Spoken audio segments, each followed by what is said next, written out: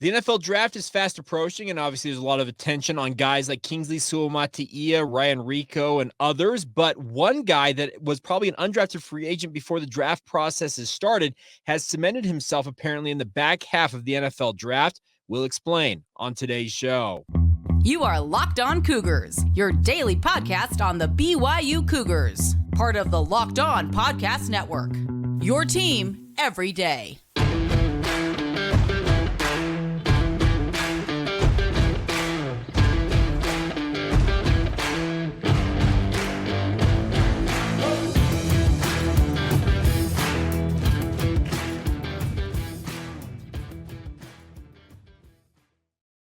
What's up, everybody? I'm Jake Hatch, your host here on Locked On Cougars, your resident BYU insider. Thank you for making Locked On Cougars your first listen of the day. Appreciate all of you who are everydayers with us right here on the Locked On Podcast Network. The motto is your team every day, and as such, this is your original daily podcast focused on all things BYU sports, and we are brought to you today by our friends over at FanDuel. Today's episode is brought to you by the FanDuel Sportsbook. Make every moment more with FanDuel. Right now, new customers get $150 guaranteed, a win or lose from our friends at FanDuel. It's $150, win or lose. Once again, visit FanDuel.com/locked-on to get started today. All right, let's talk about the NFL draft for a little bit here. Now, the NFL draft is here in a couple of weeks, and looking forward to seeing where Kingsley Suamataia ultimately lands. Those of you who might be subscribers to The Athletic, I would encourage you guys, if you've not done so already, make sure you check out the Beast, as they call it, Dane Brugler, who I think is one of the preeminent NFL draft minds out there, writes an extremely comprehensive look at the NFL draft, prospects, what to expect, where he thinks guys are drafted. And he's got Kingsley Suamataia sitting in the second round. I don't think that's surprising to anybody. This is a relatively deep offensive tackle class. I have seen some projections from Matt Miller over there at ESPN, formerly of the Draft Scout. Also, other mock drafts have seen him at the tail end of the first round. And if offensive tackles are as hot a commodity as they appear they might be, you can see Kingsley move up to the end of the first round potentially. But that's not what I wanted to start off today's show talking about. It is that Mel Kiper let a little tidbit go that I was stunned by yesterday. Now, those of you who watch Get Up on ESPN may have heard this, may have caught it in passing, but I'm going to give a big shout out to our good friend Scott, who I understand was the one that kind of lifted the lid on it. And I went back and I was able to catch it. And when they were talking about the Dallas Cowboys, and let's be honest, the Dallas Cowboys are always a topic of conversation when it comes to national sports shows of that variety. But they were talking about, in terms of Dak Prescott's future and what the draft class and how it might morph for the Cowboys as they move forward. And then just this little tidbit from Mel Kiper, he slips in and says, hey, they may look at Kedon Slovis, who has put himself in the 6th round range this year. And I was like, well, what? Hold on. Kedon Slovis, what round? Because most of us, yours truly included, I had a conversation with a couple of, I had at least 2 conversations with some NFL talent evaluators not that long ago, who I said, okay, what's the frank assessment of where Kedon Slovis is going to go? And both of them said a free agent, the priority undrafted free agent with a very decent chance of landing on the practice squad at minimum and maybe finding his way onto the active roster just with his ability.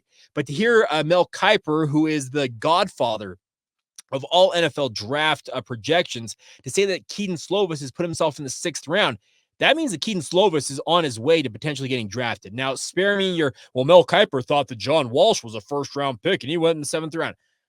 Guys miss all of the time. But here's the deal.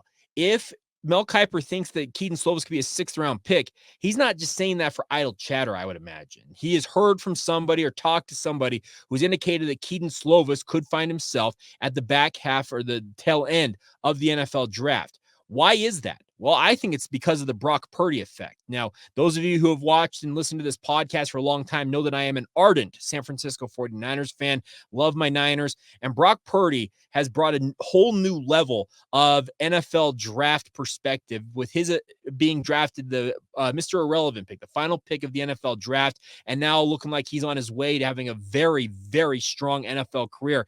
It has a lot of teams, I think, reevaluating, okay, is there guys in this draft class, and each class, I guess, upcoming will have this, where they have played a ton of football. Brock Purdy holds all kinds of records from his time at Iowa State.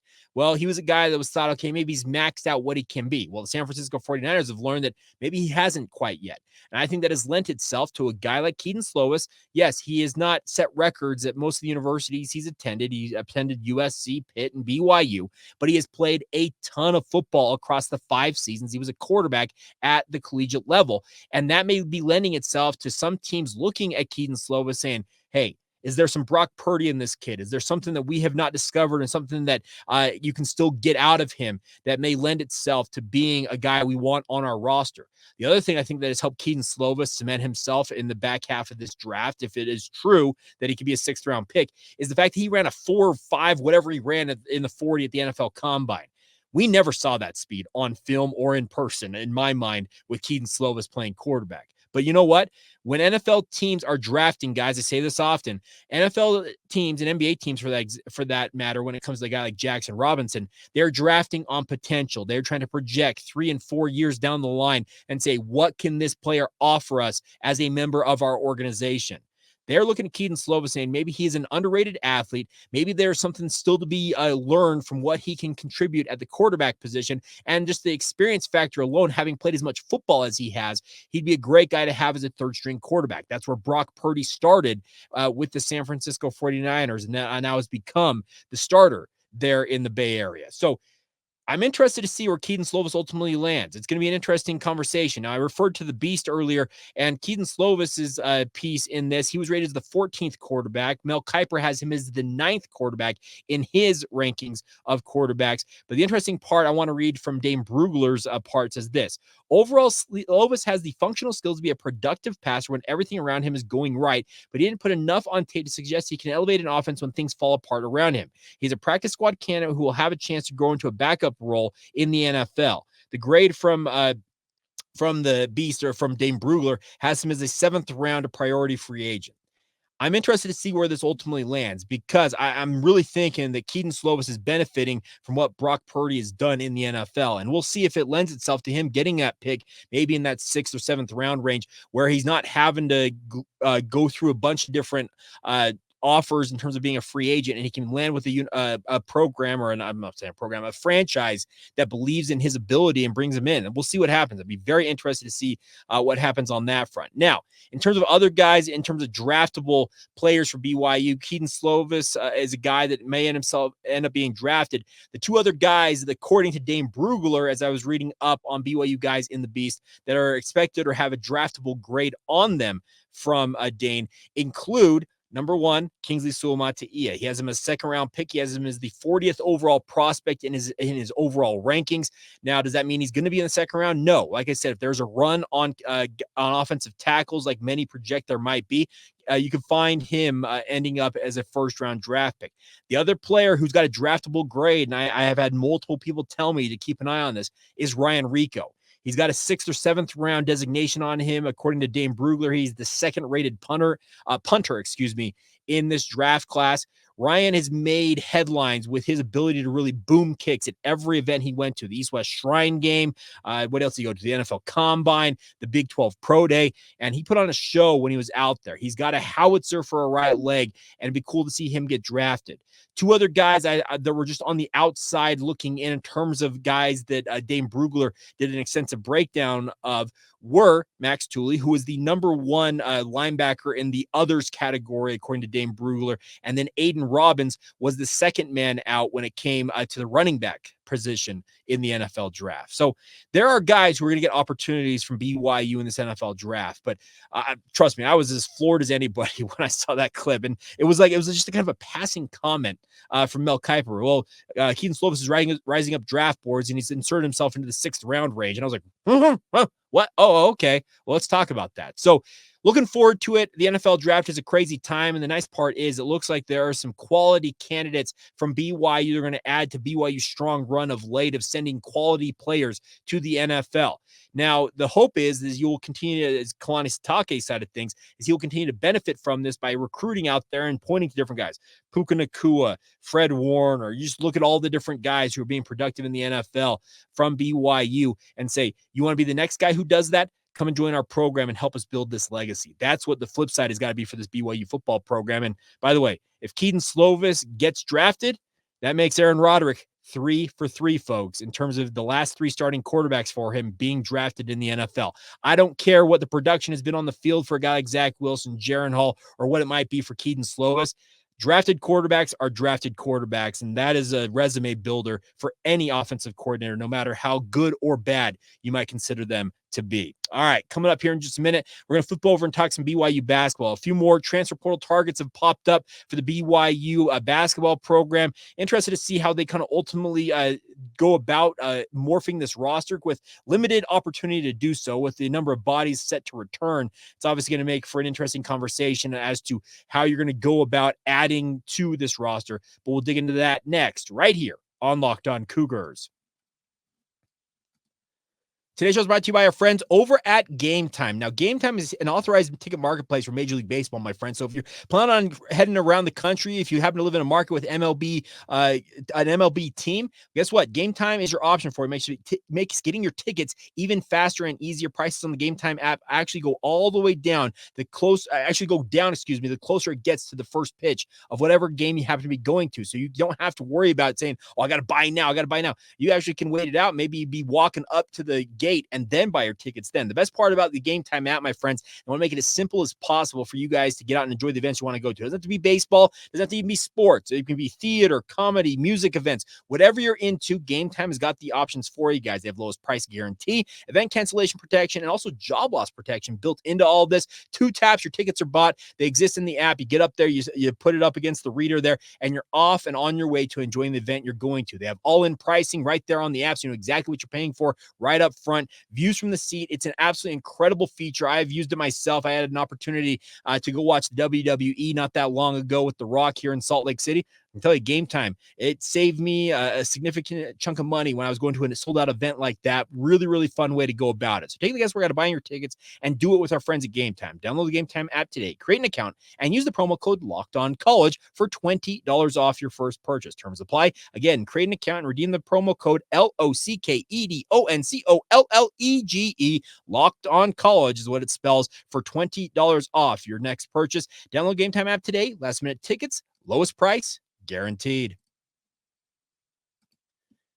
Thank you once again for making Locked On Cougars your first listen of the day. Appreciate all of you for being with us. Want to remind you guys, if you're sick of watching ESPN or Fox and hearing all the talking heads that are shouting at each other, make the switch to Locked On Sports Today. Is a free 24/7 sports streaming channel program for you every single day with the biggest stories of all the screaming going on elsewhere. Locked On Sports Today bringing you the can't miss analysis, opinions, and news, streaming 24/7 on YouTube and also on the free Amazon Fire TV channels app. It's all part of the Locked On Podcast Network, your team every day.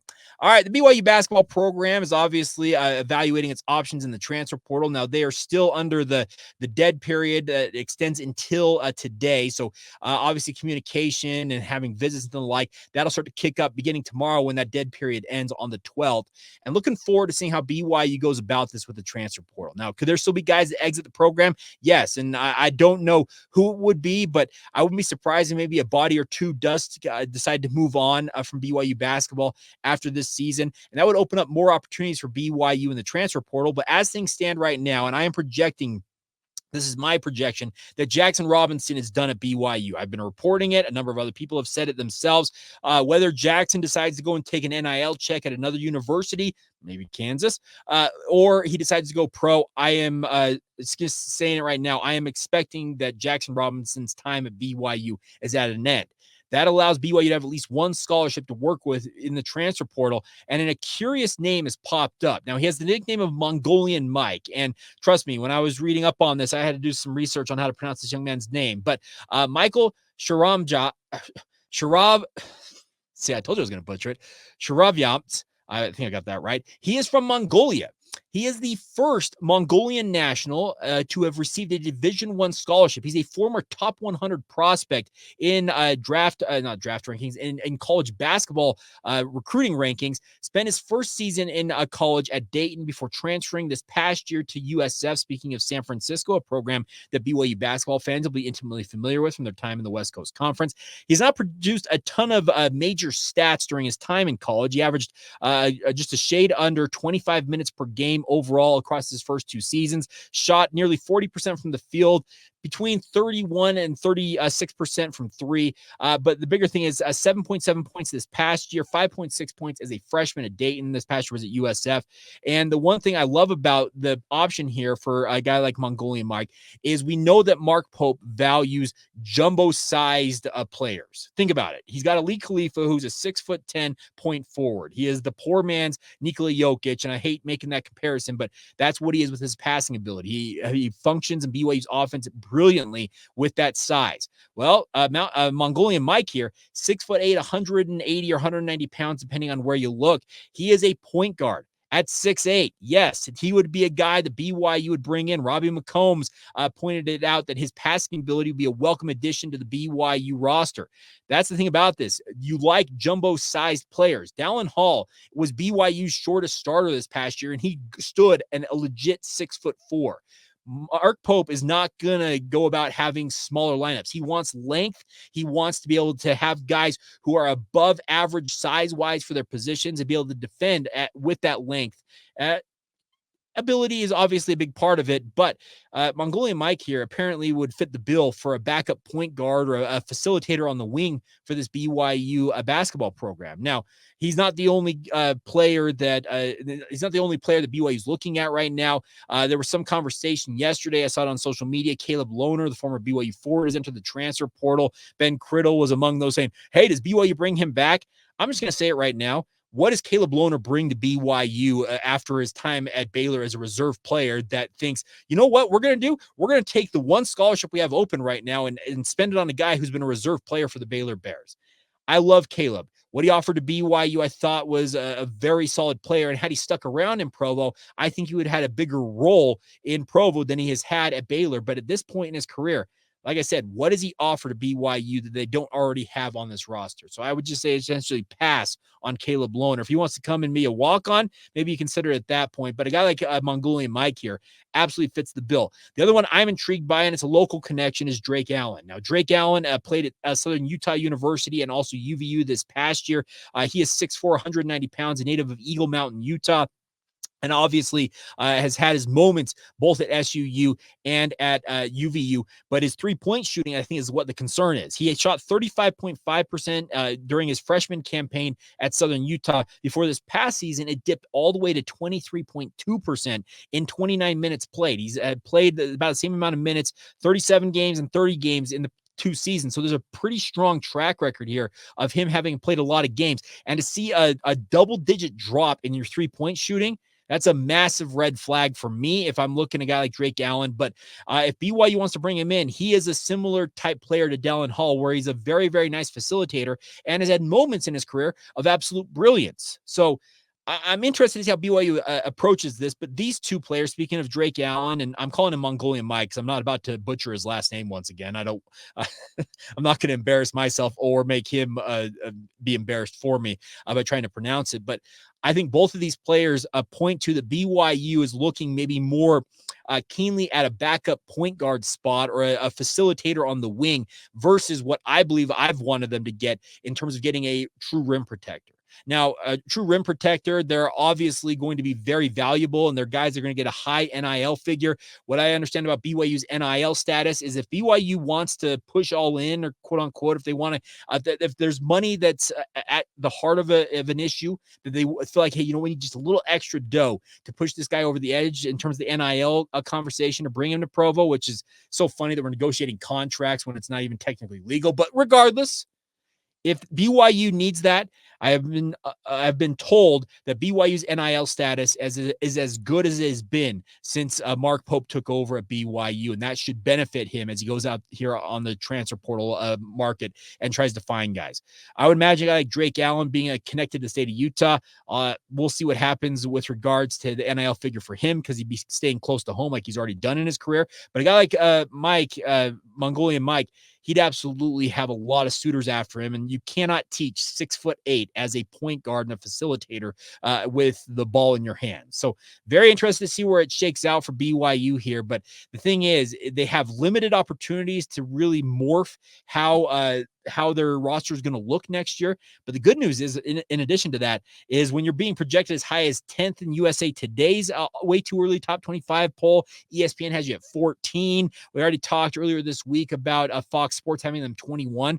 The good news is BYU appears to be a top 25 program. I think I saw CBS Sports had them 14 as well. You got a lot of talent already returning to this roster. So you don't need to necessarily completely reinvent the wheel and try and shake things up. But the nice part is you can maybe morph how you look on your roster with a guy like Mongolian Mike here. 6'8", like, man, think about him and a guy like Ali Khalifa, 6'8" and 6'11", facilitating the offense in the high post and the ability to maybe play pick and roll in a circumstance like that with that height and the ability to see the court from all angles.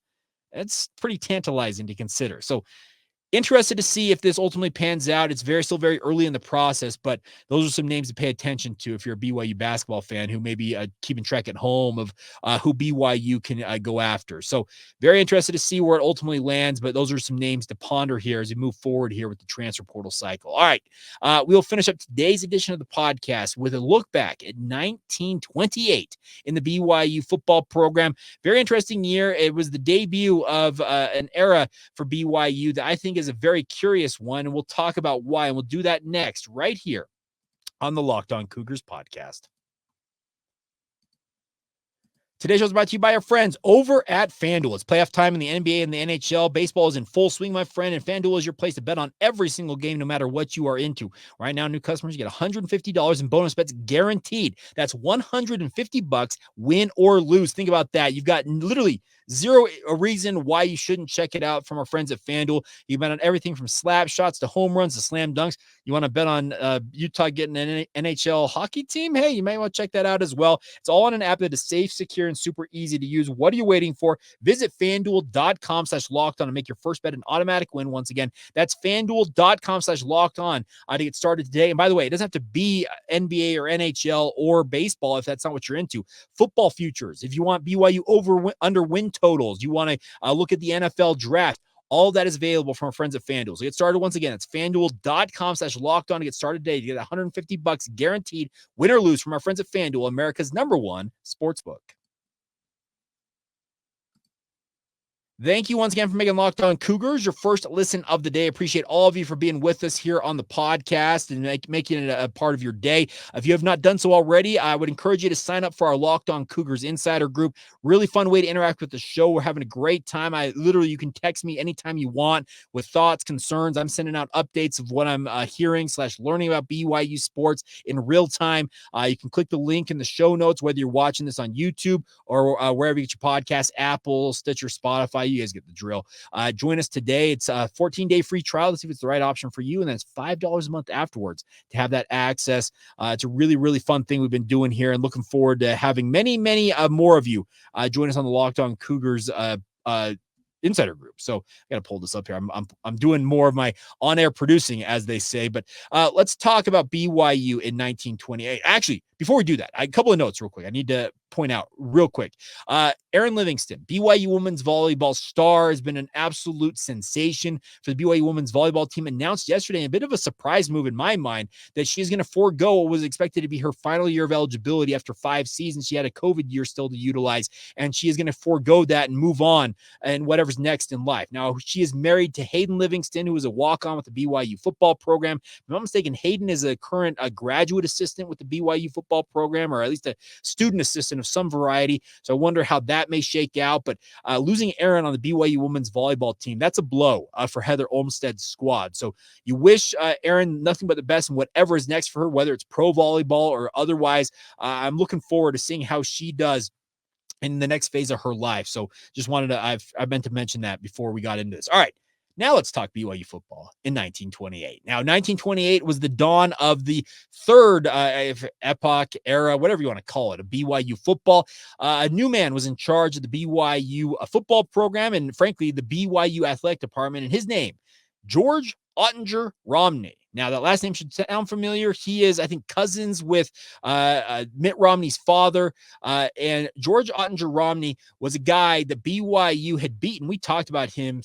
Wow, was it 1923 season that BYU beat Geot Romney, as they called him, his team at Montana State in football. And it went back and forth during that time. But BYU, I think the whole old adage is, hey, if you can't beat them, join them. And a guy like Geot Romney was running the Montana State athletic department, and BYU said, you know what, let's bring him home. Now, Romney's background, he was a star at the University of Utah. Think about that. Obviously, these rivals are interconnected right now. Utah's head coach is a BYU alumnus, and Kyle Whittingham. So funny how these two programs have been interconnected literally for a century now. But nonetheless, he was born in Salt Lake City, Utah. So Romney has Utah in his blood. Very much was a very good, very much, man, I'm brutal today. He was a very good coach during his time at Montana State, leading them to a lot of success on the gridiron, but also on the basketball court. He came to BYU, coach football, track, and also was the athletic director, along with being the head basketball coach during his time with the Cougars. But he joined up in 1928 with BYU football, and frankly, had about as good as a debut as anybody probably could have hoped for him. Now, a little bit more on his background, by the way. He was a graduate of University of Utah, ultimately got a master's degree from Montana State during his time at Montana State, but I did not know this until I was reading up on this. During World War I, when he was coming out of college, he gave up a Rhodes Scholarship to join the U.S. Army Air Corps. So crazy to read about that, and that obviously shows you his dedication to the game. Now, Coach Romney came to BYU and led them to a fairly successful season. We'll run down the record real quick for the Cougars. They ended up going 3-1 on the season overall. So not a bad season overall for the Cougars.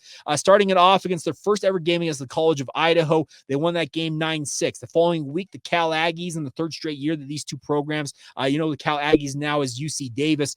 They ended up winning that game 7-6. So 2-0 start, and that was the best start in BYU football history. So that was the fun part about this, is you're like, okay, what is Coach Romney doing? Has he got a program? Is he an instant success?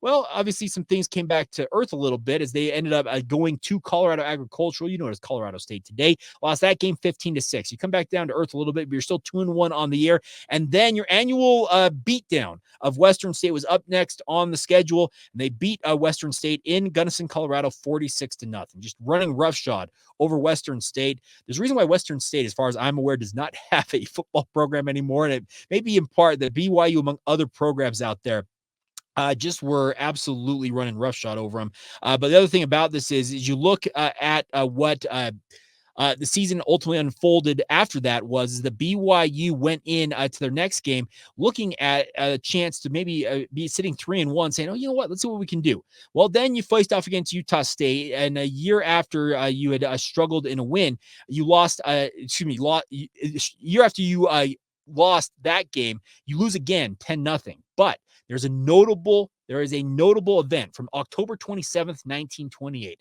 and that is the unveiling, the opening of the first ever on-campus BYU football stadium. And many of you might recall that, if you don't, where the current Richards building sits on campus, lower campus, it sits just across the street from the student-athlete building. You know what I'm talking about? It's where the pools are at and a lot of the intramural facilities. That place was the original site of the first BYU football stadium. And it took from 1923 all the way to October 27th, 1928 to get the stadium in working order and opening it. Now, it was a pretty incredible affair as BYU opened it with their dedication game. They marked the formal opening of the new BYU stadium. The dedication ceremony included Church of Jesus Christ of Latter-day Saints President Heber J. Grant. Heber J. Grant was the president of the church yet.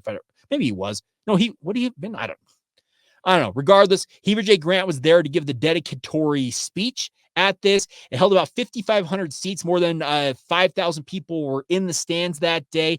And the funny thing is, reading up on this, BYU had aspirations of this stadium, like I said, sitting right there. The seats were literally built into that hill. Those famed RB stairs that I don't care how in shape you are, they still have you out of gas by the time you get to the top of them. I don't care what level of fitness you're in. Well, they were planning on that being their home for the foreseeable future, because reading up on this stadium for BYU in 1928 is they had planned plans to enclose it and make it a bowl. They essentially wanted to go build off of the hill that they had built those seats into. The 5,000 seats were on that side of the field, and they were going to close in the south and north ends while also having a grandstand on the western side to enclose the bowl. Well, as we all know, things changed, and BYU ultimately built what is now Lavelle Edwards Stadium on the north part of campus. But crazy to consider what BYU was going to do. It had a track around it for track and field athletes. And the other thing about it is they said here, in addition to as an indispensability as a setting for an athletic encounter, the stadium housed a mammoth BYU circus this year because of its success. It bids to become an annual spring event as part of what they're doing with the stadium. The stadium also found good use as a site for commencement exercises,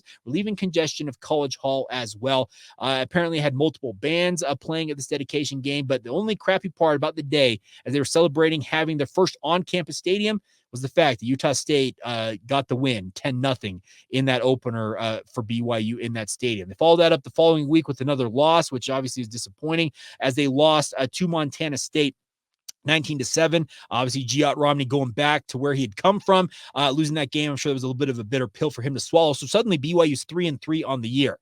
Then came the first real, I guess, quote unquote success that BYU had in their football history against the University of Utah. November 17th, BYU traveled to Ute Stadium in Salt Lake City for their annual rivalry game against the Utes. Well, Utah, who ultimately won the conference, they were 4-0-1 in the conference, 5-0-2 on the season overall. BYU ended up finishing near the bottom of the conference just by virtue of losing 3 conference games. The only teams worse than them were Western State, who BYU beat up on in Wyoming. They finished 3-3-1 overall, 1-3-1 in conference. And you probably heard that one. You're talking about the tie? Yes. BYU held a vaunted Utah team down. Ike Armstrong, maybe the most successful coach not named Urban Meyer and or Kyle Whittingham in Utah football history. For the first time in BYU's football history as an intercollegiate program, they had a couple of wins, or 3 wins if I recall correctly, in the 1890s. They tied the Utes 0-0 in Salt Lake City.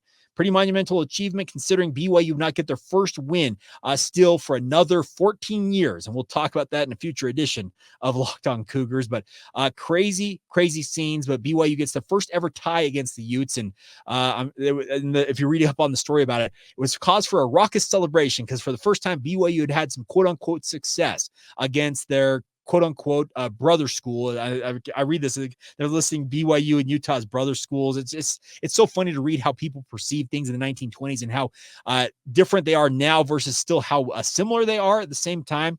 It's kind of an interesting conversation. And by the way, something I've noticed with Sports Reference for college football, you can go back to BYU's football history and actually rank where BYU would have finished in their rankings each year from the 1920s on. So that 3-3-1 record, a pretty solid debut for George Romney as BYU's head coach.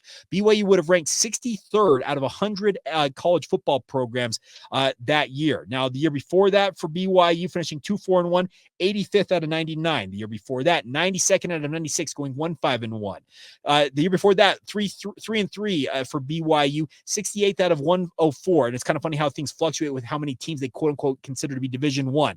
1924, 2-3-1. They would have been 89th out of 111 as FBS teams. 1923, 101st out of 109 with a 2-5 record. And then their very first year, BYU near the bottom, 1-5, 105th out of 109 teams in college football. So, progression. That's the biggest storyline for BYU looking back at the 1920s here. But to have an on-campus stadium, that was the biggest accomplishment for this 1928 team. And once again, every BYU graduating class, their whole project had been since 1923 through 1928 was to open this stadium on the lower part of BYU campus, and they finally accomplished that in October of 1928. And it's obviously an accomplishment they were very, very proud of. And when you have presidents and apostles of the Church of Jesus Christ of Latter-day Saints, multiple bands out there, just incredible scene. And BYU is very proud to have that on campus. And we'll see if it was able to yield anything positive for George Romney in year 2 of his tenure. And let's just put it this way, I'll tease ahead. It